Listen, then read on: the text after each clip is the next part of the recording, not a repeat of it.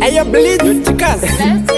Mfana wangu chafazwa Ndinonzi teri vibes ano imba zirines Ende bebe kakutora ini yakandigona Azima kadzokera na futi na pena Handina kumweziwa zichasika pakudai Kuti uchandisiyawo bebi zvakadai Kuinga wani naito kubata kunjezai Ini ndichicho chindiwe uchave mudzimai Handina kumweziwa zichasika pakudai Kuti uchandisiyawo bebi zvakadai Kuinga wani naito kubata kunjezai Ini ndichicho chindiwe uchave mudzimai Ndiri kuchama nguva yetopidza tichidanana Nasi uno wondiudza kuti hapachina Ndakanga ndatofara ndichiti ndamuwana Wandichafara nayewo ramangwana Bebi wakanditorerwa ndakavarayirwa Ndakasara ndichichema kunge munhu ashayikirwa Handaiziva kuti ungandishayinira Ndakanga ndatofara ndati ndazviwanira Handina kumboziva zvichasvika pakudai Kuti uchandisiyawo bebi zvakadai Kuinga wani ndaitokubata kungezai Ini ndichitoti ndiwe uchave mudzimai Handina kumboziva zvichasvika pakudai Kuti uchandisiyawo bebi zvakadai Kuinga wani ndaitokubata kungezai Ini ndichitoti ndiwe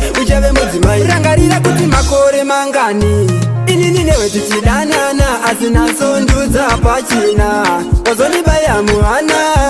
Wadarireiko baby Moyo wangu ubairei baby Ndudze ndakakutatirei ini Nasi unowanisirei baby Handina kumboziva zvichasvika pakudai Kuti uchandisiyawo bebi zvakadai Kuinga wani ndaitokubata kungezai Ini ndichitoti ndiwe uchave mudzimai Handina kumboziva zvichasvika pakudai Kuti uchandisiyawo bebi zvakadai Kuinga wani ndaitokubata kungezai Ini ndichitoti ndiwe uchave mudzimai Ndiri kuchema nguva yetopedza tichidanana Nasi uno wondiudza kuti hapachina Ndakanga ndatofara ndichiti ndamuwana Wandichafara nayewo ramangwana Bebi wakanditorerwa ndakavarayirwa Ndakasara ndichichema kunge munhu ashayikirwa Handaiziva kuti ungandishayinira Ndakanga ndatofara ndati ndazviwanira Handina kumboziva zvichasvika pakudai Kuti uchandisiyawo bebi zvakadai Kuinga wani ndaitokubata kungezai Ini ndichitoti ndiwe uchave mudzimai Handina kumboziva zvichasvika pakudai Kuti uchandisiyawo bebi zvakadai Kuinga wani ndaitokubata kungezai Ini ndichitoti ndiwe uchave mudzimai Rangarira kuti makore mangani